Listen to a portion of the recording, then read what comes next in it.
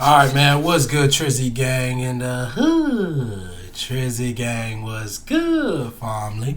Straight off the wake up, brushed my teeth. You know what I'm saying? Got a little breakfast in. Honestly, it was dinner, but I ate it for breakfast. I said, let me check out this video. A lot of my OGs in my comments have been telling me to check out this video. I see it dropped a year ago, but off of this quality, you know this was ages ago. You know what I'm saying? It had to be. This quality looks crazy.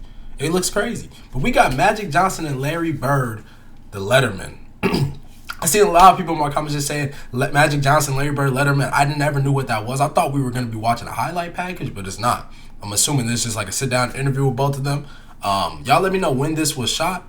Maybe they'll say it in the video. Maybe they won't. But y'all let me know when it was shot. Little chill video just to start off the day. You know what I'm saying? A little chill video. But let's check it out, man. Magic Johnson and Larry Bird, all-time greats, man. All-time greats. I don't do nothing but appreciate them. Like I said, founding fathers of the real NBA. If we're being honest, man. Real founding fathers saved the NBA. So you can't do nothing but respect them, appreciate them. No matter where you got them on your all-time list. Y'all know I have beef with Magic Johnson. I got beef with Magic Johnson. It's no real beef, but I got beef with him. Until Curry wins that other chip, there will forever be beef. All right? But let's get straight to this, man. Road to 10K.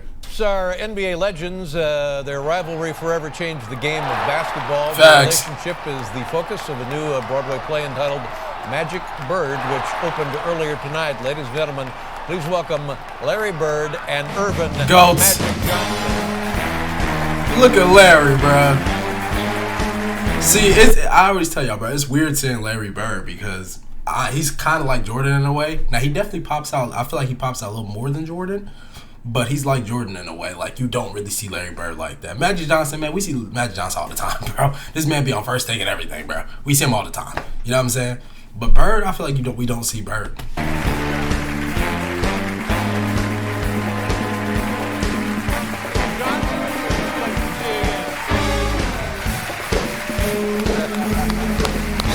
Look at them boys.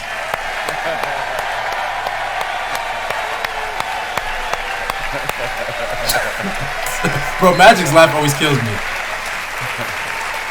Thank you. Thank you very much.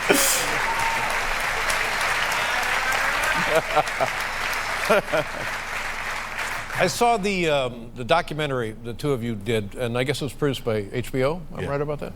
I found it compelling. I found it moving. I found so much humanity in the production, and it stayed with me for quite some time. Now, you guys lived those lives.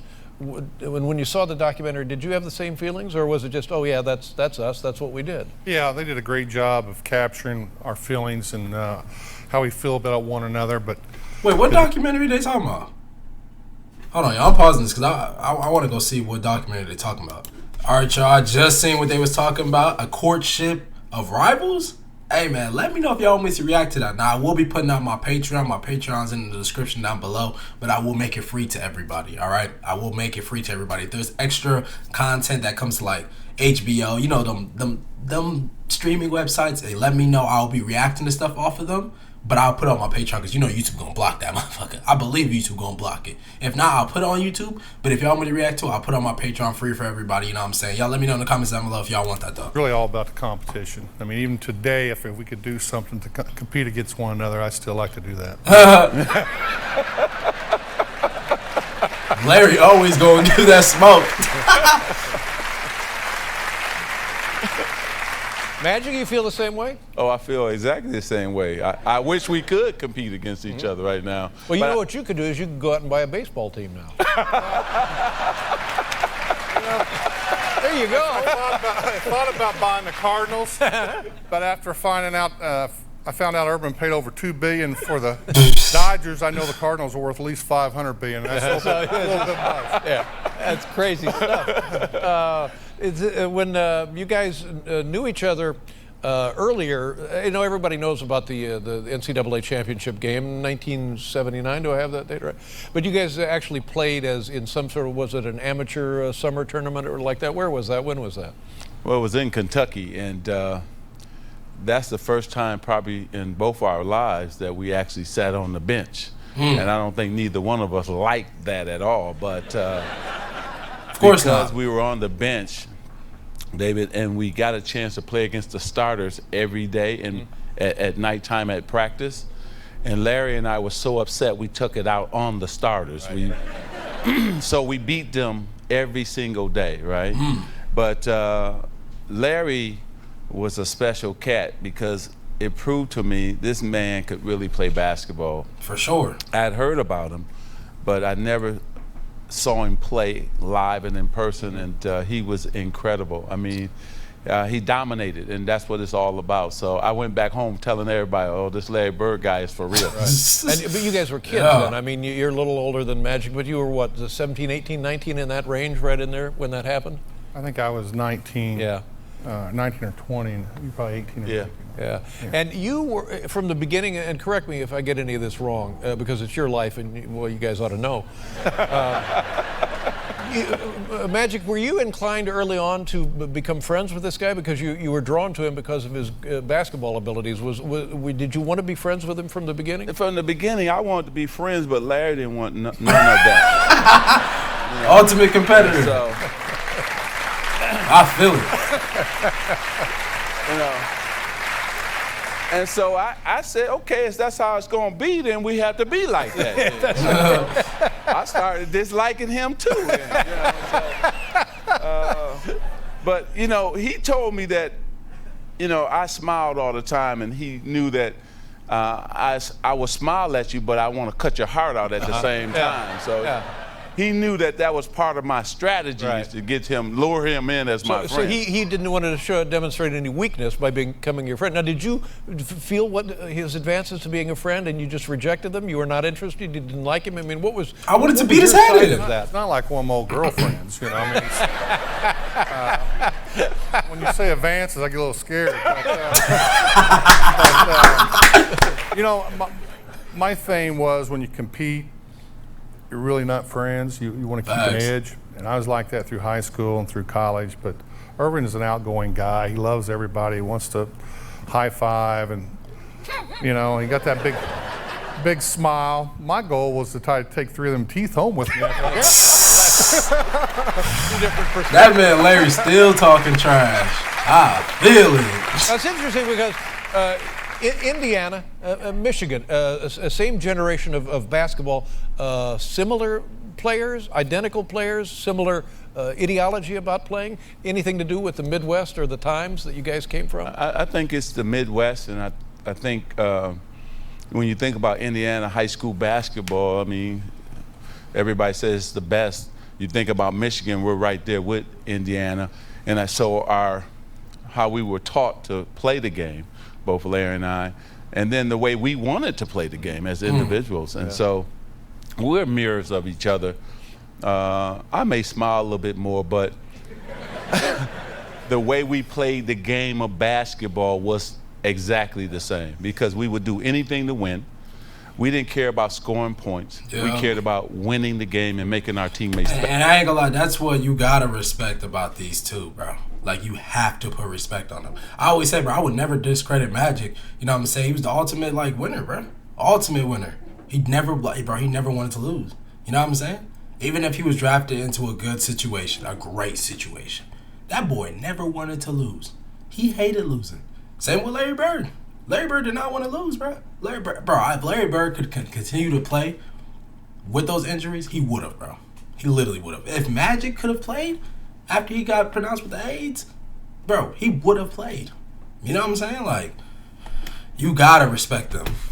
We didn't care about scoring points. We cared about winning the game and making our teammates better. Yeah. And that's why I think that, you know, thank you. Is Magic crying? We were able to change not only basketball, but we were able to change the NBA too. And so that was great for both of us. I want to talk about that in a little bit. But so now you guys meet the first time in this summer league tournament, whatever it was. The next time is for the NCAA championship. Is that right? What did that? And it was like a 10-point loss. Am I right, Larry? Well, it was 10 points. Thank you, Dave. Yeah. It felt more like a 20-point loss. But you know, when you're out there playing and you get started in these games, sometimes you go, uh-oh, these guys are pretty good. Right. And I had that feeling at halftime that these guys were too much for us. Now at the beginning of the game, did you meet Irvin there? Why? Why? Why would I? Do you remember trying to talk to Larry before the game? Nope. Yeah.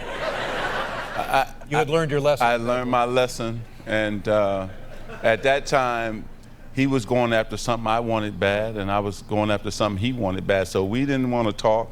We wanted to get it on and see who was the best. And in terms of basketball, in terms of your career, in terms of your life and championships, what did losing that championship mean to you, and how did it affect you? Yeah, that's the toughest one I've ever taken because you had all your friends. You're at a college. It's really when you step away from home.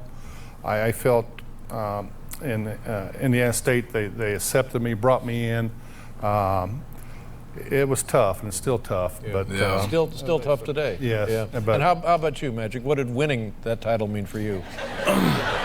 Well, you just heard him. It's still tough for him. Magic is stupid, man. I ain't gonna lie. Then you go to Los Angeles, you go to Boston, relatively in the same time frame, and your careers in the NBA take off, and the rivalry is cemented or begun anew. And then there's somebody says we're going to sell shoes. We got a Larry Bird shoe and we got a Magic Johnson shoe. Let's get these guys together and we'll shoot a thing. And you did want to do it, didn't want to do it? well, I wanted to do it because we won the championship that year and we beat Magic. So yeah.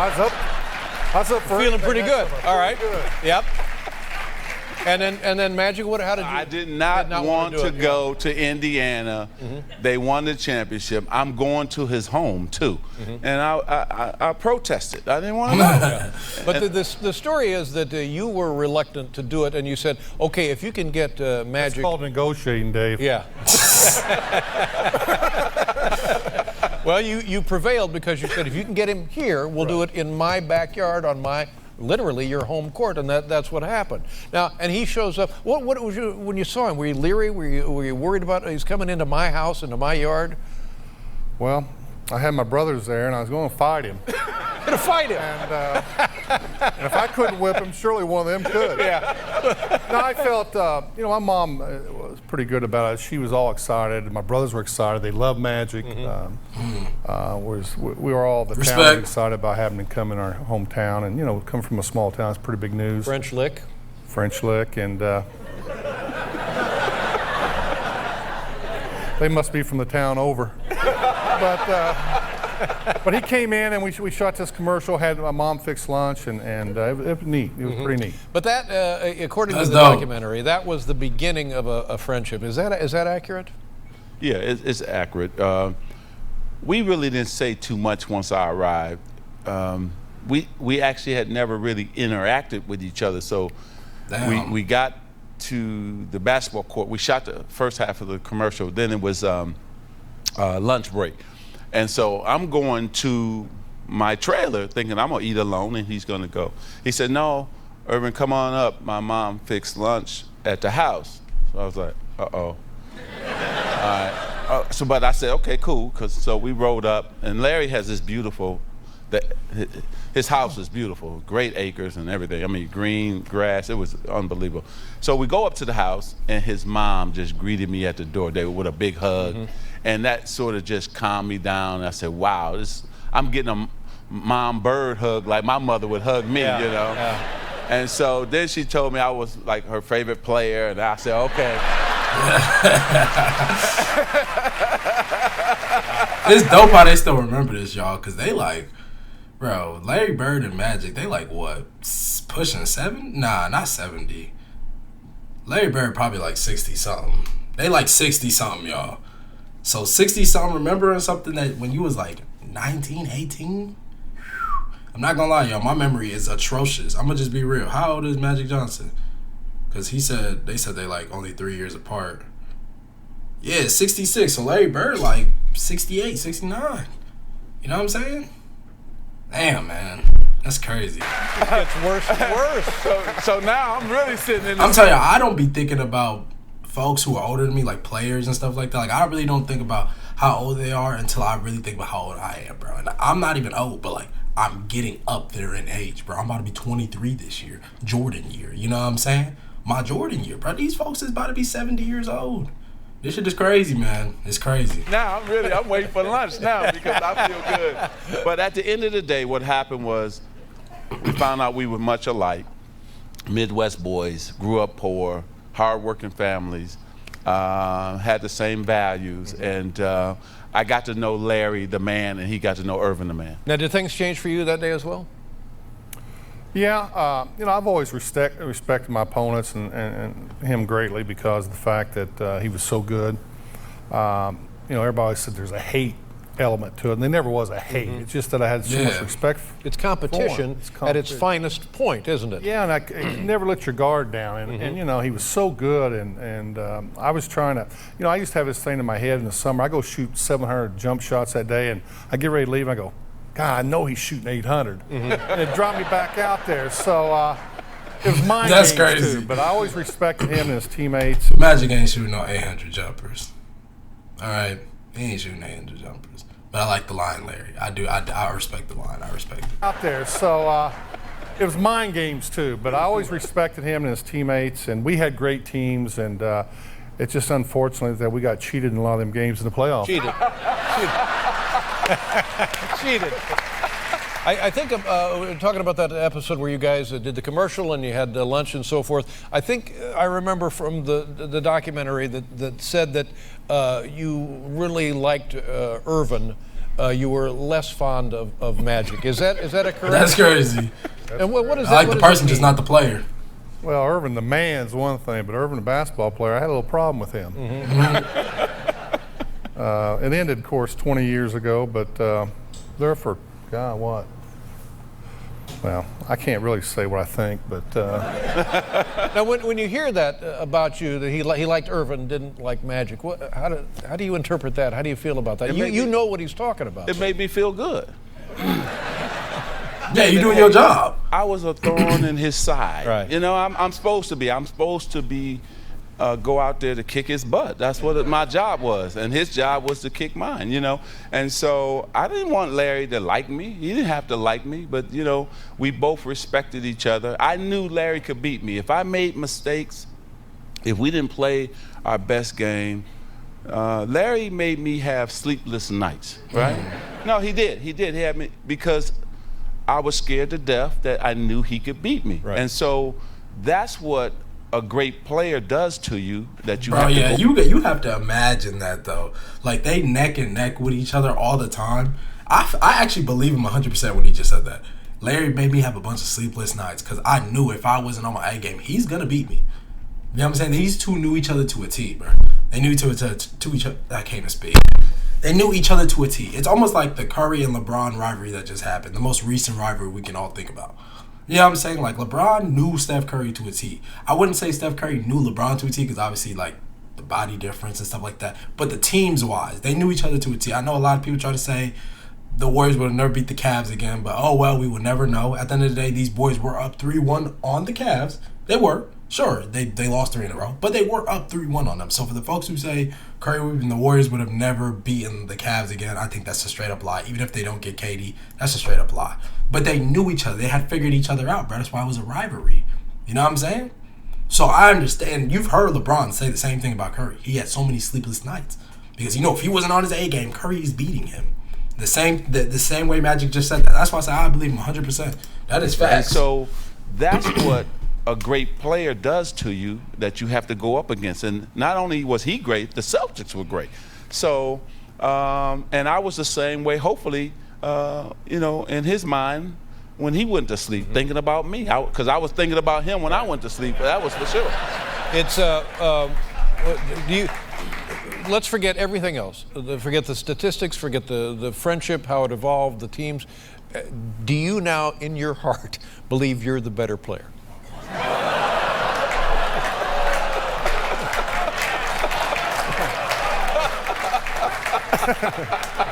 Actually, I've always said that I go by success, and he's won more championships, so I give him the nod. Oh, That was nice, Larry. being very gentle. But you are the better player. Larry Bird is the better overall player than Magic Johnson. I'm sorry. No hate to Magic Johnson. It's just the truth. But damn, that is. Hey, you gotta appreciate him for even saying that, though. You know what I'm saying? Chips, so I give him the nod. Oh, well. being very gentlemanly. Magic, same question to you. Is Larry the better player? I've always said that Larry was the better player. Really? Because he could do more, shoot from the outside, all those type of things. You know, to us, really, at the end of the day, it really doesn't matter. Yeah. Because what matters to me is that I played against the best. I got to know the man, Larry Bird. And that we got this friendship right now. Right. That's all that matters, because the fans are going to say, hey, Larry Bird was my man. Just like I run into a lot of Celtic fans. Yeah. You know, I used to hate you. Yeah. I get that all the time. I get that all the time, right? And so, but they say, I hated the Lakers, but why do we love Magic? Yeah. You know? And so, but what matters is that we're friends now. We can do so many things together. It's a different level of appreciation. We play checkers or basketball right now. Then both of us are changing to those players that we used to be, because we still want to beat each other. You think you were the better player, seriously, don't you? He was the better forward, and I was the better guard. Oh, there you go. That's a perfect way of handling it. That's cap. Even though Larry was a forward, he was a better guard too. He's a better guard too. I'm just being honest, man. I'm sorry, bro. The only thing I would say Magic got over Larry Bird is passing. Passing. And even then, bro, Larry is there, bro. He's there. He's there. It's no hate to Magic Johnson, but Larry's there. He's there, bro. I'm sorry. He's there. But I'll give you the slight nod over him, bro. I'll give you the slight nod, bro. But Larry's there. I guess I'll pause it. Tell us, this documentary is, I think, the best sports documentary I've ever seen. And it's not because of anything other than you two gentlemen and who you are, the kind of men you guys are.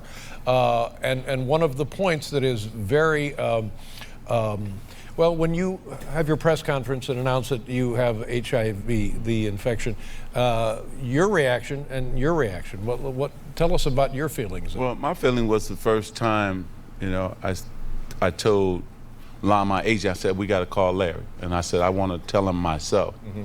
And so I want to talk to him. Well, actually, we couldn't get a hold of him. Then Lon told him, and then Larry wanted to talk to me. Right. And so we were able to talk. And the best feeling, David, is when a friend supports you. Oh.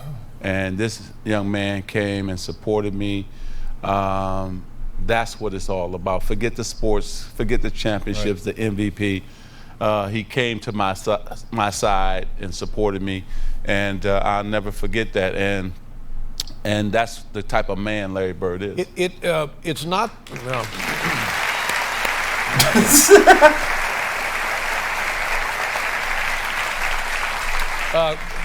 Gladly, it's not the way it was in those days. In those days, if you heard anything having to do with this, it seemed like an immediate death sentence. Exactly. And gladly, like I say, medical treatment has progressed where it's not that at all.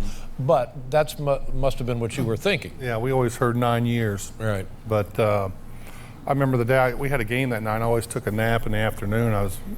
My wife woke me up and said, "Hey, Lon Rosen called. You need to call Magic." So when I heard that, I couldn't believe it. I mean, I can remember back, my father died, and my heart just sort of, he fluttered a little bit. When I heard about Magic, it's just like I had no energy. I didn't want to. It's the first time I can ever remember not wanting to play basketball. Damn. And it had a pit in my stomach for days after, even after I talked to him, because in my mind, 9 or 10 years, he's going to be gone. And we had the Olympics, down the road. We had things we wanted to accomplish, but it's, man, here he is. Yeah, happily things. Yeah, facts, bro. Like, the fact that Magic's still here, man, that's a blessing, for sure. Not gonna lie, man. 9 to 10 years. I didn't even know they was like saying that he only had like 9 to 10 years and that he would have passed away. Like, that is. I'm not gonna lie. Like, I don't even blame Larry, bro. I would feel the same way. Like, bro, I would not be able to play basketball. Bro, the person I compete with the most, you know what I'm saying? Even though we compete, he's low on the low. He's my friend, bro. Like, I low-key don't know how to play basketball. I don't know. But it's, man, here he is. Yeah, happily things didn't work out the way we feared. Now, I mentioned we talk about it in the introduction. changed the NBA, changed professional basketball. Give us a couple of ideas how the game has changed because of you guys' career. Well, I think that, the games were tape delayed when Larry and I came into championships. And I remember when we beat the 76ers when I was a rookie, the games came on at 11:30 at night. And so to put now the championships in prime time, the salaries that people make, I mean, we affected a lot of the change that is happening. And then Michael Jordan came in right after us and took it to another level as well. And Do you guys see kids playing in the league now? They say, "Oh, geez, this is the way I would have approached it," or is that the game has changed so much that your style of play doesn't exist or it can't exist? Oh, it can exist. I mean, there's not many 6'9" point guards out there. Yeah. Facts. But I think what I see is there's a lot of kids come out of the league and take it for granted, but there's also a lot of kids come out of the league that want to get better every day, and they do the work necessary to do better and better, and they care about their communities and they care about their team. I see a lot of that. When I first came to the league, I didn't see hardly any of that. Right. I think what me and Irvin did when we came in, people started watching basketball again. And our David Stern, which was our commissioner at the time, first year, came in and just took us to another level. Then you got to remember Jordan, Barkley, Patrick Ewing, Karl Malone, John Stockton. All of us sort of came in. They came in a couple years after us.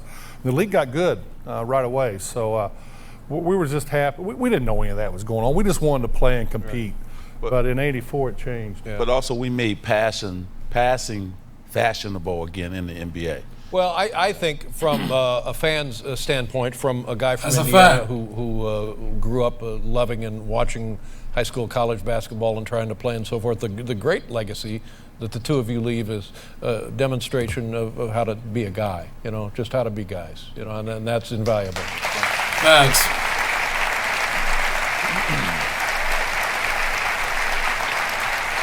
It's I know what you're thinking at home. You're thinking to yourself, geez, just like Dave and Leno. I don't even know who that is.